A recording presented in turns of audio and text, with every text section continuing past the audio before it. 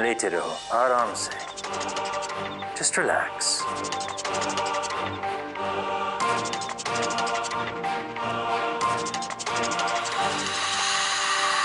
हिंदुस्तान की सबसे भूताह जगहों में से एक ये है लोहा घाट की एबे इमारत। आज तक यहाँ जो भी आया है कोई ना कोई अजीब और गरीब अनुभव लेके ही लौटा है। कुछ न कुछ तो महसूस किया ही है।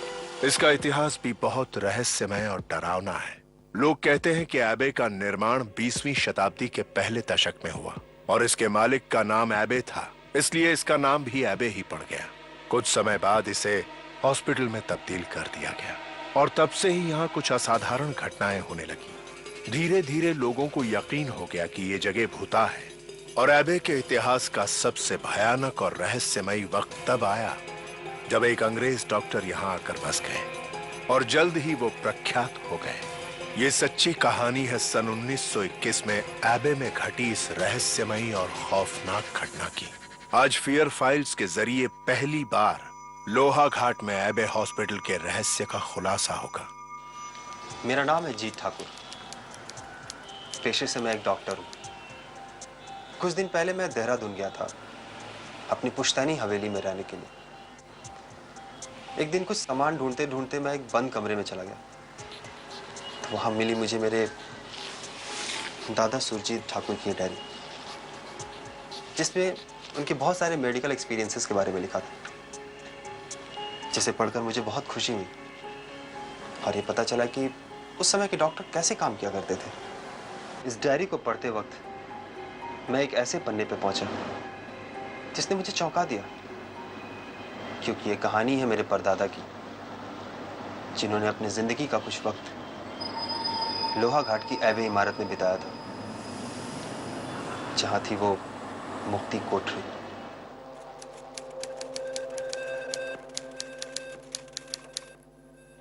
आइए सर, जब तक डॉक्टर मॉरिस बिजी है मैं आपको अस्पताल दिखाता हूँ। जी आइए।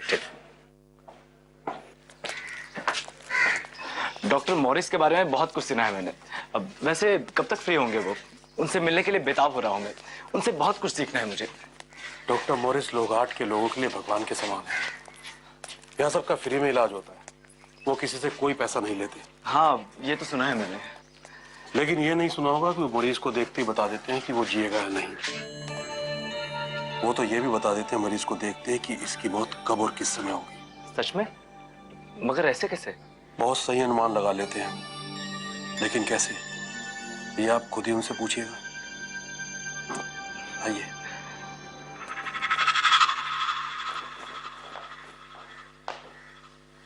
ये सीमा है। सो रही है। जी हाँ।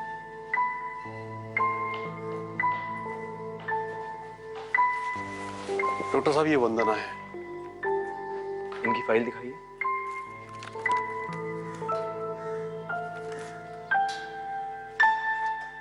चिंता मत कीजिए, अब बहुत जल्द ठीक हो जाएंगे। इनका ख्याल रखिए। आइए।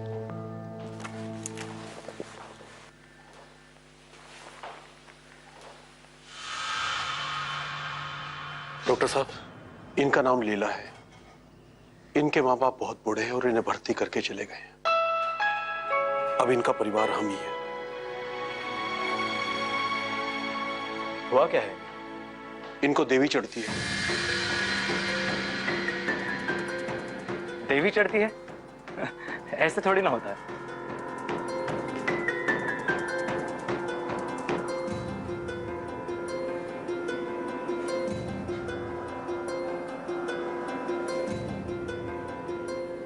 इन्हें देवी नहीं चढ़ती, इन्हें मिर्गी का रोग है। एपिलेप्सी कहते हैं इसे। लीला जी, अब कैसी तबीयत है आपकी? अभी तो ठीक हूँ डॉक्टर साहब, लेकिन कभी कभी मेरे अंदर देवी आ जाती है। मेरा हाल बहुत बुरा हो जाता है।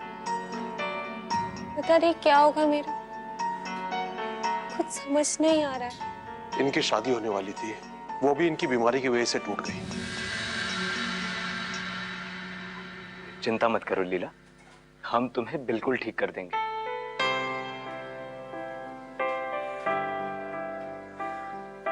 विश्वास करो मेरा, तुम बहुत जल्द ठीक हो जाओगी। एकदम पहले की तरह। और फिर देखना, लड़कों की लाइन लग जाएगी तुम्हारे सामने, तुम्हारी शादी के लिए।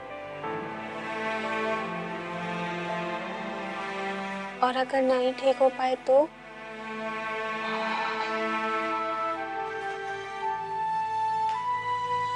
अगर यह हॉस्पिटल और यहाँ की दवाइयों से तुम ठीक नहीं हो पाई तो फिर मैं ही तुमसे शादी कर लूंगा। ये वादा है मेरा। अब खुश? देखो मुस्कुराई ना, ठीक तो हो रही हो तुम।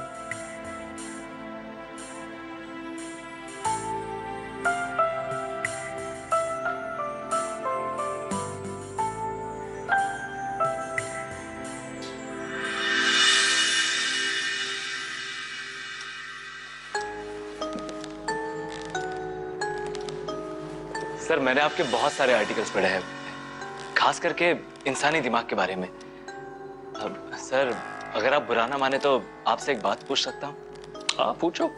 सर, आप यहाँ क्यों है? मतलब एक छोटे से गांव के हॉस्पिटल में। आप तो इतने बड़े और जाने माने डॉक्टर हैं, फिर यहाँ बाकी सारे डॉक्टर्स कहते हैं कि आप। मुझे पता है क्या कहता है मेरे बारे में, और वो सब बेवकूफ है। उन्हें मेरी रिसर्च, मेरा काम कुछ भी समझ में नहीं आता। वो सोचते हैं कि मैं यहां आकर रिटायर हो गया हूं, फिनिश्ड हो गया हूं मैं। लेकिन सच ये है कि मैं यहां आकर शांति से अपनी रिसर्च कर सकता हूं, without any disturbances, prying eyes। यहां मैं ऐसा कुछ करने वाला हूं जिसका हर डॉक्टर सपना देखता है। मेरा काम बस यही होने वाला है। I am this close। Success के बिल्कुल करीब हूं मैं। सक्सेस? मैं कुछ समझा नहीं सर। अरे सब कुछ आज ही पूछ लोगे? तुम डॉक्टर हो या जर्नलिस्ट? अरे छोड़ो इससे, बहुत हो गई काम की बातें। तुम्हारा रहने का इंतजाम इसी हॉस्पिटल में हो जाएगा, तुम आराम से रहो। बहुत सारे काम पड़ा है करने को। Sure sir. Thank you so much sir. Thank you. All the best. Thank you.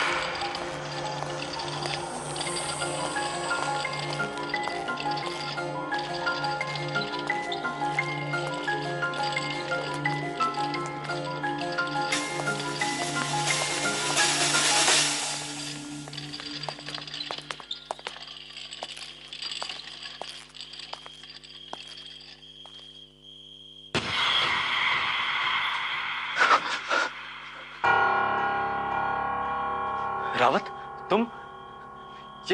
ये क्या हो रहा है सब? डॉक्टर साहब, आपके लिए कंबल लाया हूं। रावत, उस पेशेंट को कहाँ ले जा रहे हैं? उस मरीज को मुक्ति कोठरी ले आ रहे हैं। मुक्ति कोठरी? वो क्या है? जिन मरीजों के बचने की कोई उम्मीद नहीं होती, उन्हें मुक्ति कोठरी ले आते हैं। वहां डॉक्टर मॉरिस मरीज को बचाने की आखिरी कोशिश करते हैं, लेकिन आज तक कोई भी मरीज वहां से बचकर नहीं आ पाया है। और गांव वालों का विश्वास है कि डॉक्टर मॉरिस उस कोठरी में उनके साथ जो कुछ भी करते हैं, उससे उन्हें मुक्ति मिल जाती है। इसलिए उसे मुक्ति कोठरी कहते हैं। ये कैसी सर्जरी करते हैं डॉक्टर मॉरिस वहां? डॉक्टर साहब, मुझे देर हो रही है, मैं चलता हूं। आप भी जाकर सो जाइए, सुबह मिलते हैं।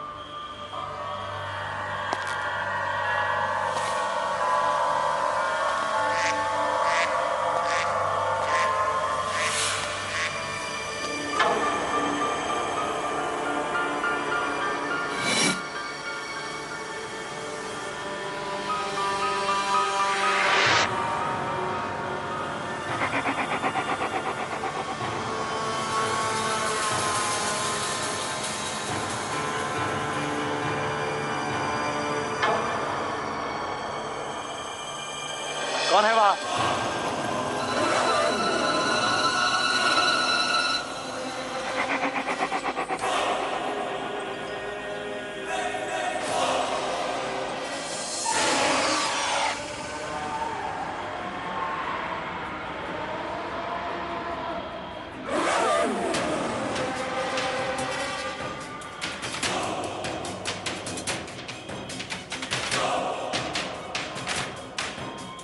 कौन हो तुम?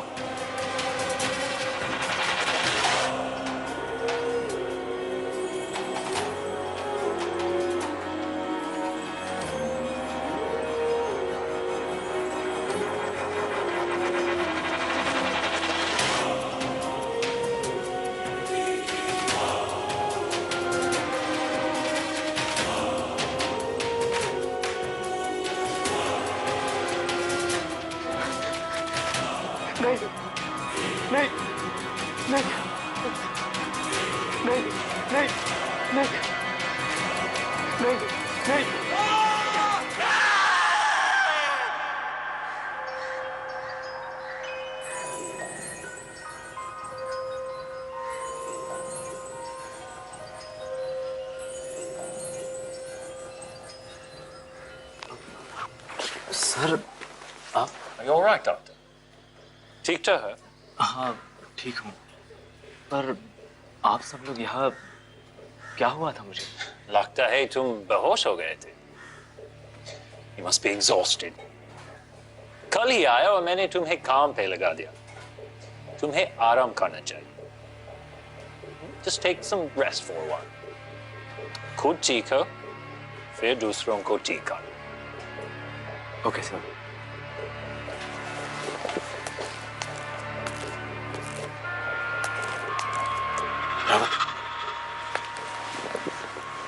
कल मैंने बहुत अजीब सा कुछ देखा। मतलब रात को वहां कुछ लोग थे और उनके सर पर भी कुछ। ये अस्पताल है, यहाँ ये सब दिखेगा ही। ऐसा सब? मतलब आत्माएं हैं सर, मुझे भी दिखती है। आप इनकी तरफ मत देखो, दूसरी तरफ देखो और अपना काम करो। कुछ समय बाद आपको भी आदत पड़ जाएगी। सर, इनसे डरना नहीं। आत्माएं? ऐसा थोड़ी हो सकता है। डॉक्टर साहब, क्या हो गया आपको? आप ठीक तो हैं? हाँ ठीक हूँ, बस ऐसे ही। आप तो मुझे ठीक करने वाले थे और खुद ही बीमार पड़ गए। वो तो मैं करके ही रहूंगा, चाहे मुझे कुछ भी हो जाए, पर तुम्हें जरूर ठीक करूंगा। लेकिन आपको कैसे कुछ हो सकता है? आप तो खुद ही डॉक्टर हैं ना। अच्छा सर, आप आराम कीजिए, अब मैं चलता हूँ।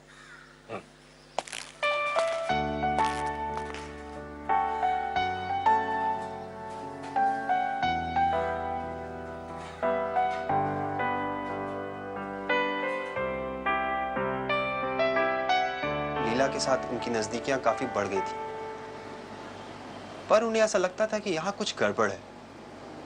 उन्हें आत्माएं नजर आती थी, खासकर उस मुक्ति कोठरी के आसपास। उन्होंने इस बारे में लोगों से पूछना चाहा, पर लोगों ने उन्हें काफी भटका दिया। पर उन्होंने भी ये ठान लिया कि वो इस बारे में जानकर रहेंगे, खासकर उस मुक्ति कोठरी का राज। Scalpel। 4 sets।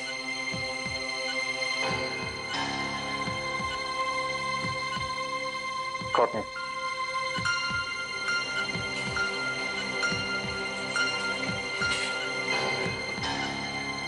Probe। कैंसर पूरा फैल गया है, हम कुछ नहीं कर सकते। Sad। इसका स्टिच कर दो प्लीज। सर, पर हम कुछ तो कर सकते हैं। Do as you are told। जो कह रहा हूं वो करो।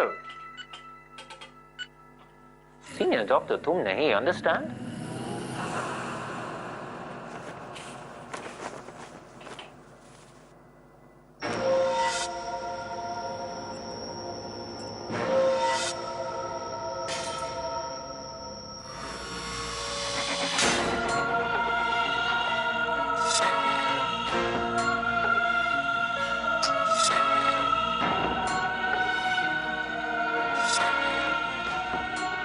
ever argue with me.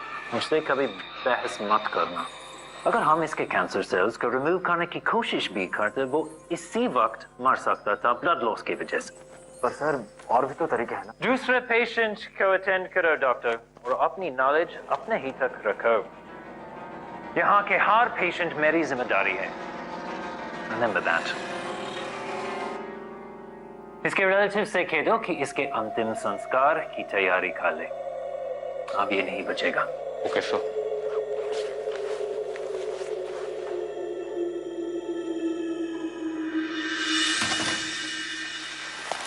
नमस्ते।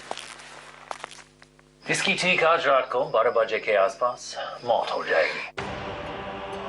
जी डॉक्टर साहब, आपने बोला तो सच ही होगा। आपने इसका इलाज किया, अब तो इसकी आत्मा को मुक्ति मिल ही जाएगी।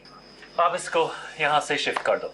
जी डॉक्टर साहब, मैं इसे मुक्ति कोठरी में शिफ्ट कर देता हूँ। मुक्ति कोठरी नहीं, वो मेरा ऑपरेशन थिएटर है। खबरदार जो कभी उससे मुक्ति कोठरी कहा।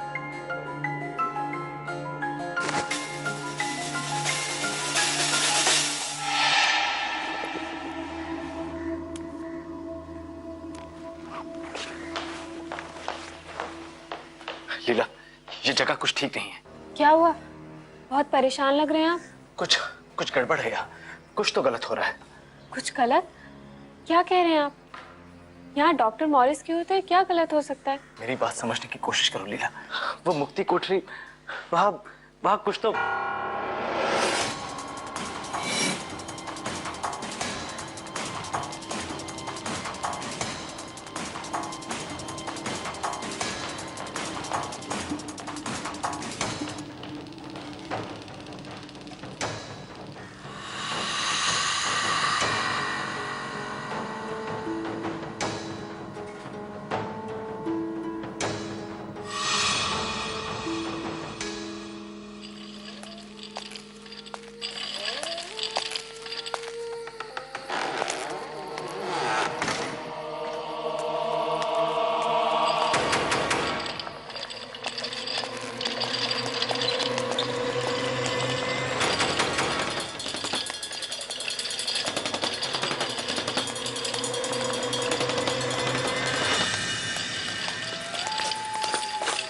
चलो संभाल के।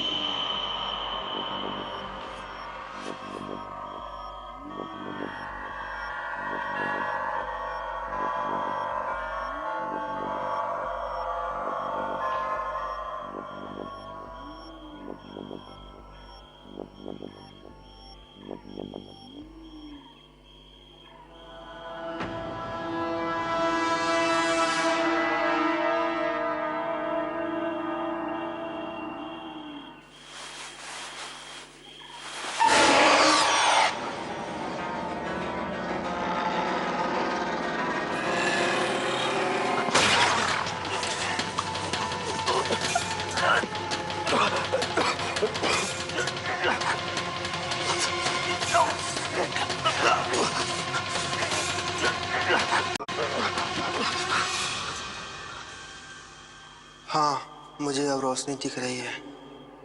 मैं अपने माँ और पापा को देख रहा हूँ, लेकिन मैं उनके साथ नहीं जा सकता। मुझे उनके साथ जाना है। मुझे अपने साथ ले चलो। मैं आपके साथ क्यों नहीं जा सकता? क्या आप कह रहे हैं कि मैं अभी मरा नहीं हूँ, अभी जिंदा हूँ? लेकिन अगर जिंदा हूँ, लेकिन मैं आप लोगों को देख कैसे सकता हूँ? मुझे सब दिख रहा है। प्रताप, राजेश, ये लोग इसी हॉस्पिटल में थे, मेरे साथ मर गए। अब वो कह रहे हैं कि मुझे भी रहना होगा। तुम चिंता मत करो, मैं अभी आया मैं।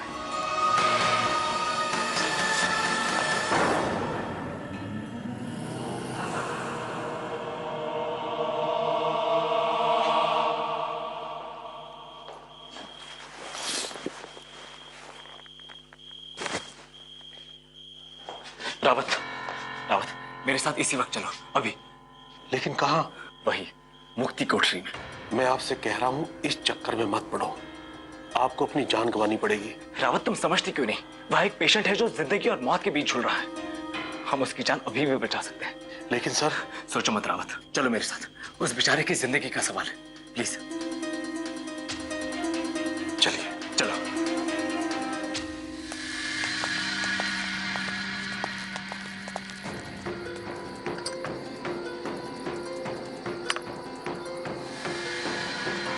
यहाँ तो ताला लगा हुआ है। रावत, दरवाजा खोलो, मुझे अंदर जाना है। एक पेशेंट है अंदर। सर, आप इस कोठरी के अंदर नहीं जा सकते। इसके अंदर वही मरीज जाते हैं जिनकी मौत निश्चित है, या जिनका समय डॉक्टर मॉरिस ने निश्चित कर दिया है। लेकिन रावत, अंदर एक पेशेंट है। तब तो सर उसकी डेड बॉडी ही बाहर आएगी, या फिर वो भी ना आए। मतलब? सर, कुछ मरीज ऐसे होते हैं जिनकी बॉडी भी बाहर नहीं आ पाती। पता नहीं उनके साथ क्या होता है, उनका कोई रिश्तेदार नहीं होता। सर, आपसे एक बात कहता हूँ, इस चक्कर में ना ही पड़े तो अच्छा है। डॉक्टर मॉरिस बहुत गुस्से होते हैं। आपसे पहले एक डॉक्टर ही आए थे, उनको किसी ने नहीं देखा। डॉक्टर मॉरिस कहते हैं कि उनका तबादला हो गया है, लेकिन सर, जहां तक मैं जानता हूं, या मैं समझता हूं, वो जिंदा नहीं है। मगर रावत, मुझे अंदर जाकर देखना है, अंदर हो क्या रहा है। देखिए सर, मैं बहुत गरीब आदमी हूं। मैं इस काम के अलावा कोई काम नहीं जानता, और यही मेरी रोजी रोटी है। आप चाहें तो इस अंधविश्वास को खत्म कर सकते हैं, लोगों की आंखें खोल सकते हैं, इस मुक्ति कोठरी की सच्चाई बता सकते हैं। लेकिन सर, ऐसे नहीं। आइए मेरे साथ, चलिए, आइए सर।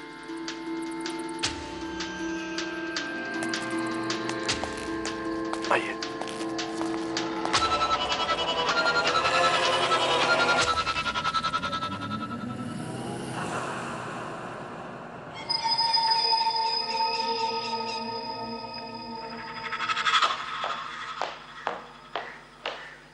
रावत, वो पेशेंट कहाँ है?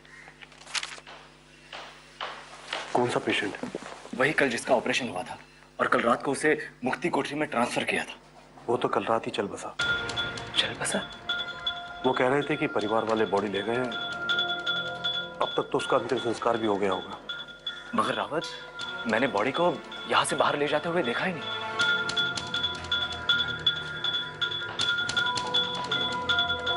सर, जहां तक मुझे पता है, उसका कोई परिवार था ही नहीं।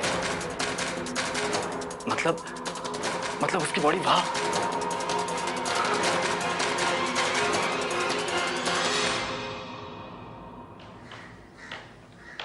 लीला, तुम्हें इस हॉस्पिटल से अभी जाना होगा।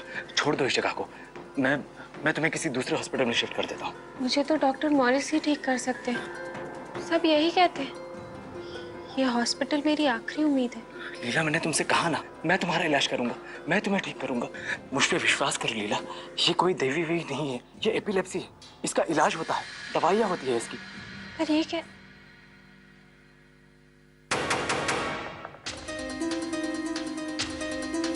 बाद में बात करते हैं।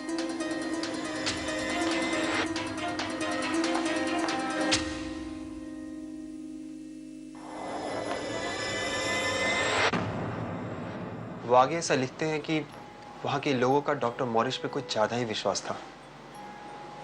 वहां के लोग उन्हें अपना भगवान मानते थे, यहां तक कि लीला भी। पर मेरे दादा को कुछ शक था कि यहां कुछ ना कुछ तो गड़बड़ है, और धीरे धीरे उनका शक यकीन में बदलने लगा। उन्हें लगा कि यहां कुछ गड़बड़ है, कुछ खतरा है, खासकर मरीजों की जान का।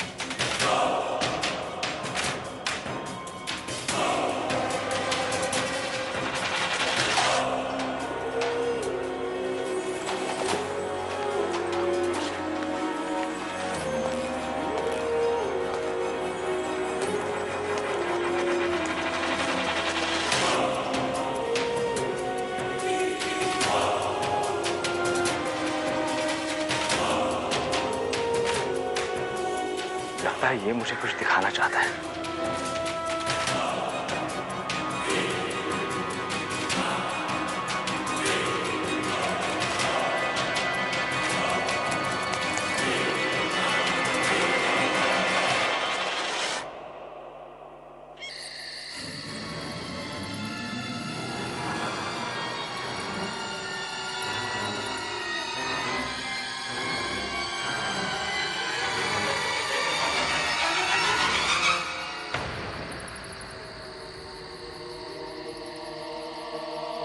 अब सूर्यजीत दादू को यह पता चल गया था कि वो आत्माएं उन्हें परेशान नहीं करना चाहती थी, बल्कि वो उनकी मदद चाहती थी अपनी मुक्ति के लिए।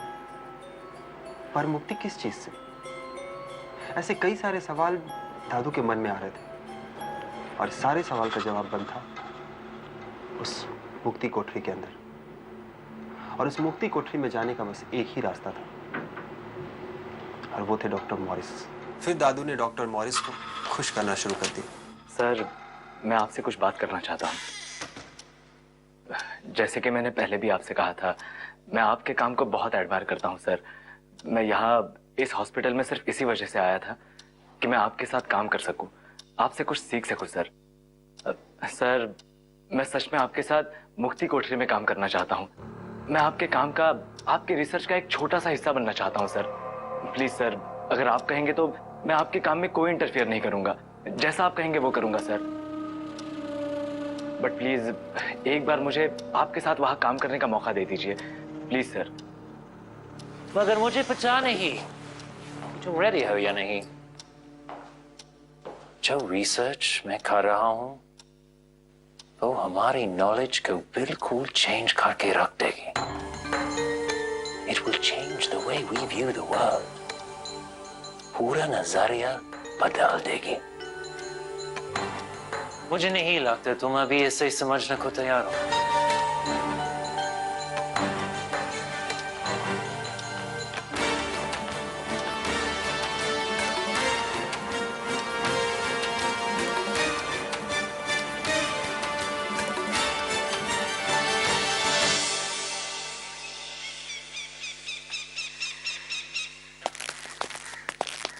एक्सक्यूज मी सर, ये देखिए सर। क्या ये? मेरे कुछ आर्टिकल्स हैं सर, ब्रेन रिसर्च पर। मेडिकल जर्नल्स में भी पब्लिश हुए थे। Impressive. Amazing. Thank you so much.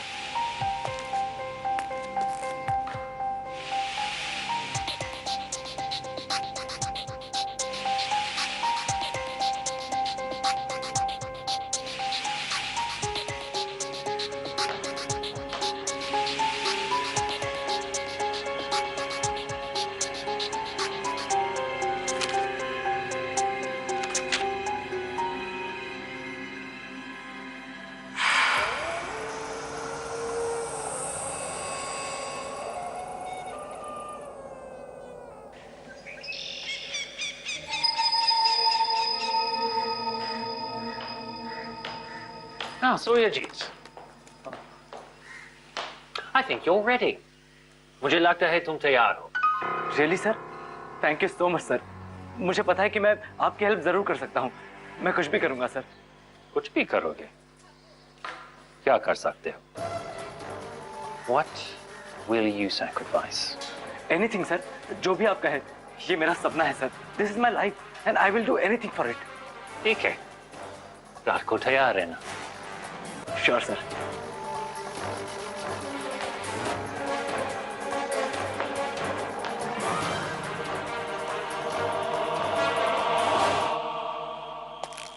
Rawat, सुनो मेरी बात। आज मैं डॉक्टर के साथ मुक्ति कोठरी में जा रहा हूँ। ये क्या कह रहे हो आप? मैंने आपको कहा था इस चक्कर में मत पड़ो। नहीं रावत, मुझे पता करना ही है। एक जरूरी बात सुनो, अगर मुझे आने में जरा सी भी देर हो जाए तो तुम पासी गांव जाकर मेरे दोस्तों को वहां ले आना, ठीक है? आज जो भी राज है खुल के ही रहेगा, मुक्ति कोठरी का।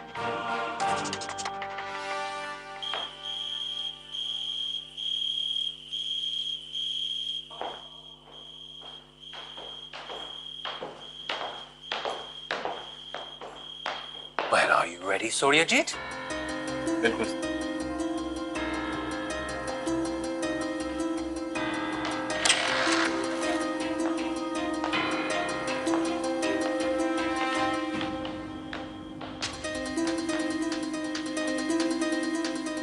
Almensand.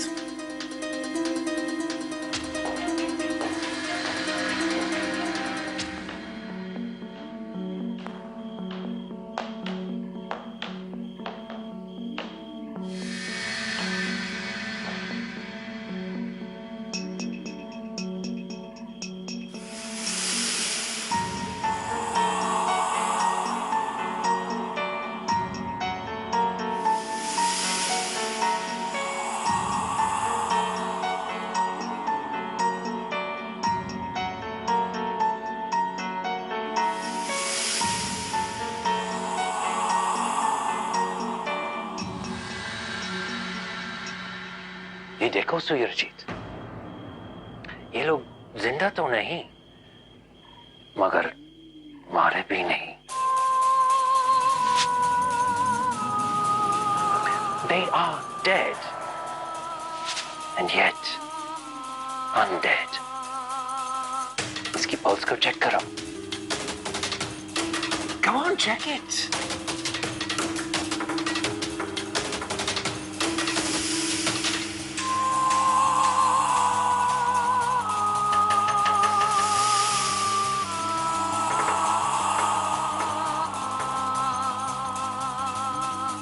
पल्स नहीं है सर। और फिर भी देखो, हिल रहे हैं, देख रहे हैं, सुन रहे हैं, जिंदा लगता है। पता है, अलाइव और डेड के बीच में भी एक स्टेट है, मौत और जिंदगी के बीच में। पता है मरने के बाद क्या होता है? मैं यही पता करने की कोशिश कर रहा हूं। यही मेरी रिसर्च का सब्जेक्ट है और मैं बिल्कुल करीब हूं इसके आंसर्स के। दुनिया का सबसे पहला डॉक्टर जो मौत और जिंदगी के बीच का फासला दुनिया को दिखाएगा।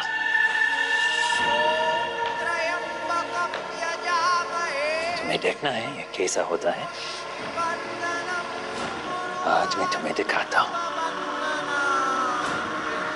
तुम सब कुछ चुकाने को तैयार हो ना? You will pay the price, yes? Come with me.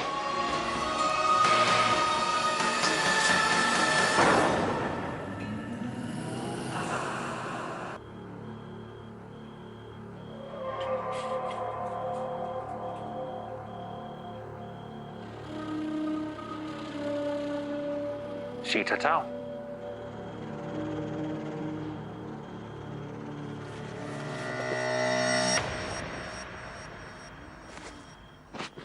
Leela, doctor ये ऑनेस्टली तुम्हें क्या लगता है मैं इडियट हूं, बेवकूफ हूं कि मैं तुम्हें ऐसा ही बिना किसी कुर्बानी के अपनी रिसर्च में शामिल कर लूंगा? You have to pay a price, Suryajit. You have to. एक कुर्बानी करके और मेरे पार्टनर बन जाओ। और आज ये प्रोसीजर तुम्हें इस पेशेंट पर करना होगा।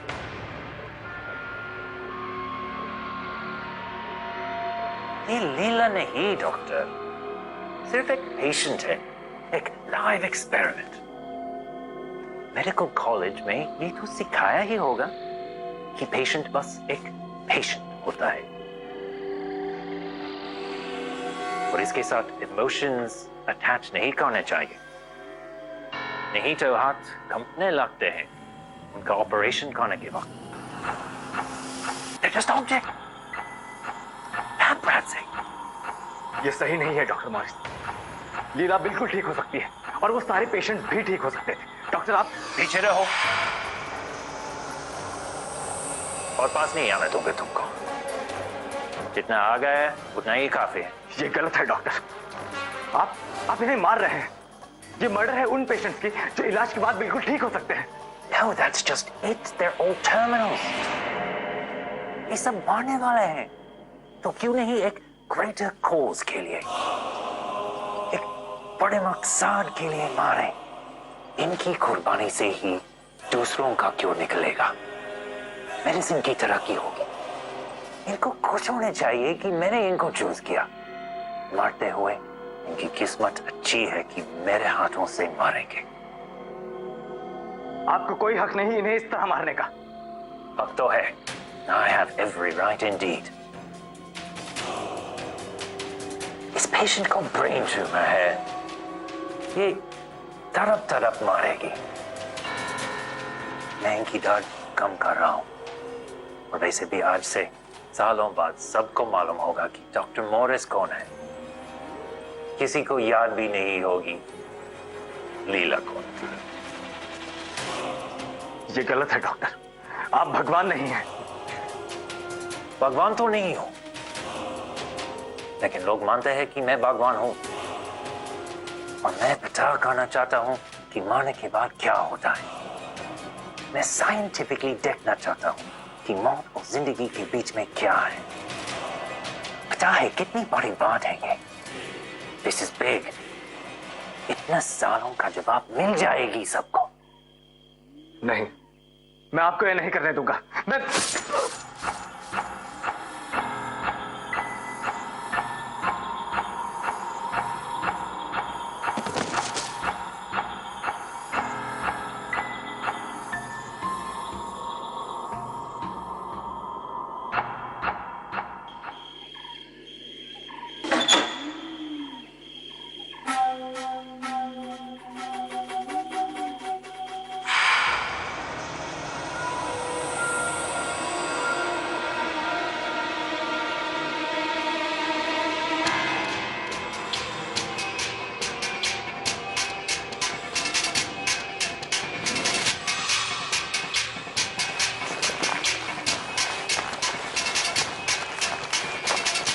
मैं अब तुम पर ये प्रोसीजर कर रहा हूं लीला। सूर्यजीत, तुम्हें पता है कि इसको क्या कहता है? ये सिल्वियन फिशर है। यही मेरी थ्योरी कि ब्रेन का ये हिस्सा गॉड के साथ सीधा कनेक्टेड है। पता है क्या होता है जब मैं इसमें इंसिजन करता हूं? उस वक्त पेशेंट ठीक जिंदगी और मौत के बीच में होता है। वो परलोक देख सकता है लेकिन वहां नहीं जा सकता। ऐसे ज्यादातर उन पेशेंट्स के साथ होता है जब वो कोमा में चले जाते हैं। लीला, ओपन योर आईज। बताओ, तुम्हें क्या दिख रहा है लीला? मुझे एक रोशनी दिखाई दे रही, एक सुरंग, लेकिन मैं अंदर नहीं जा पा रही। वो लोग मुझे आने नहीं दे रहे। सूर्यजीत, पेशेंट इस हालत में हर वक्त रहता है। मैं उनको इंजेक्शन देकर सुला देता हूं और ऐसा ही रहता है, कभी मारते नहीं। वो दूसरी दुनिया की बातें बता सकते हैं, लेकिन इस दुनिया में वापस नहीं लौट सकता। Stuck between life and death. Forever.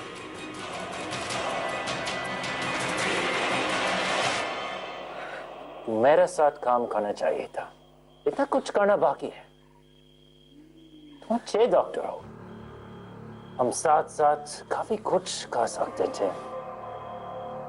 Medical science की तरक्की होती, हमारी तरक्की होती, तुम मेरे साथ हो सकते थे।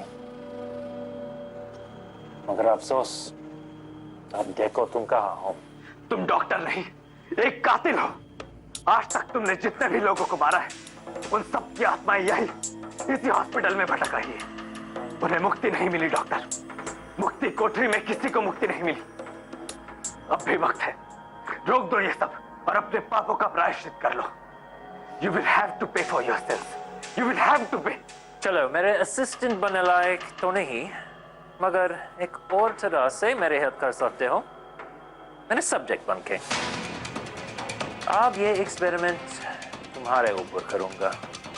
इतना सब होने के बाद तुम्हें जाने नहीं दे सकता मैं। नहीं डॉक्टर, रुक जाओ, ये गलत है डॉक्टर, रुक जाओ, तुम ये नहीं कर सकते।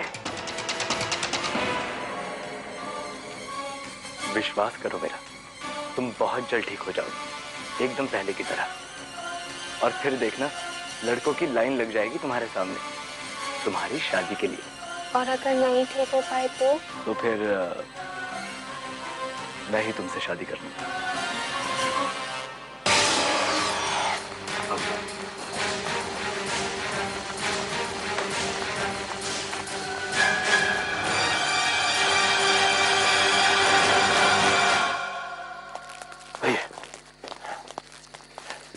कहाँ है सूरजीत? वो अंदर है, आइए मेरे साथ।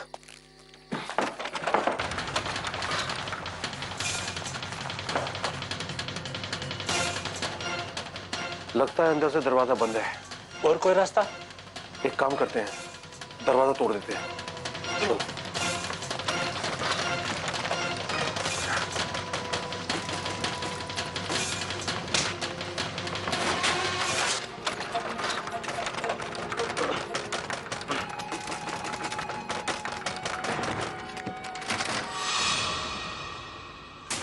पकड़ो उसे। डॉक्टर मॉरिस, अब तुम यहाँ कभी एक्सपेरिमेंट नहीं कर पाओगे। It's over, it's all over.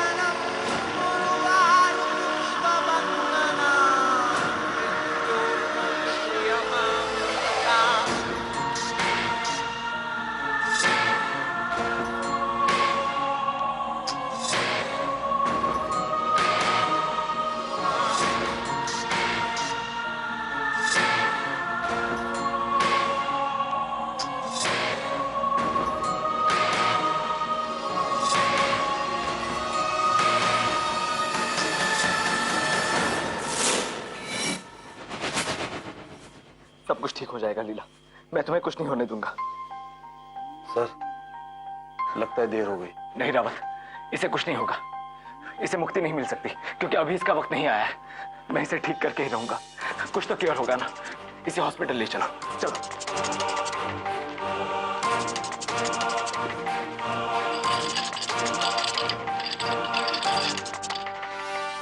पंडितों ने इस जगह की शुद्धिकरण की बहुत कोशिश की, लेकिन वो नाकाम रहे। उनमें से 3 मरीजों की मौत हो गई थी, सिर्फ लीला बच गई थी। मेरे दादू ने अपनी जिंदगी के 2 साल लीला के इलाज में बिता दिए।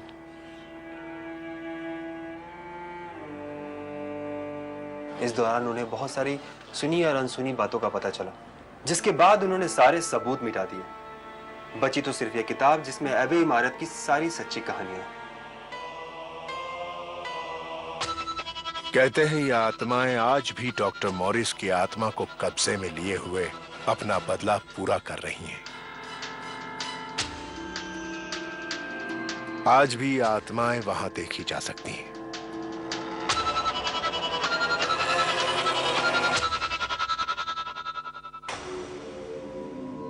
हमारी पैरानॉर्मल एक्सपर्ट वीनू संदल के अनुसार मौत के एकदम बाद क्या होता है, ये सवाल तो लोग सदियों से पूछते आए हैं और आज भी इस विषय पर ज्यादा जानकारी हासिल नहीं है। मगर ऐसे कई डॉक्यूमेंटेड केसेस हुए हैं जहां एक व्यक्ति को मृतक घोषित कर दिया गया और उसके कुछ समय बाद वो वापस जीवित हो गया। सबका ऐसा कुछ कहना था कि मरने के बाद उन्होंने एक सुरंग देखी जहां सफेद रोशनी थी और वो उनको अपनी ओर आकर्षित कर रही थी। वो उस तरफ बढ़ रहे थे, तभी वो वापस लौट आए और जीवित हो गए। तो क्या है वो सुरंग? क्या है उसके उस तरफ? क्या स्वर्ग और नर्क है? डॉक्टर मॉरिस भी इन्हीं सवालों के उत्तर जानना चाहते थे। मौत और जिंदगी के फासले को समझना चाहते थे, मगर उनका तरीका गलत था। जो वो करना चाहते थे वो काबिले तारीफ था, मगर जो तरीका उन्होंने अपनाया वो बिल्कुल खौफनाक, भयानक और डरावना था। और अंत में वो खुद भी अपने ही बनाए जाल में फंस गए।